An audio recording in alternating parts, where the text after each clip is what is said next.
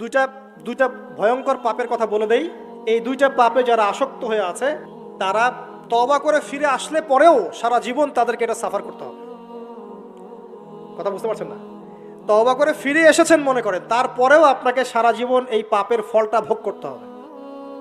এক, মাদকদ্রব্য দীর্ঘদিন সেবন করেছেন, তওবা করেছেন, ফিরে এসেছেন, আল্লাহ হয়তো মাফ করে দিয়েছেন, আল্লাহ পাক মাফ করে দিয়েছেন, বাট আপনি আপনার দেহের যে ক্ষতিটা করে ফেলেছেন এটা পোষাতে পারবেন না।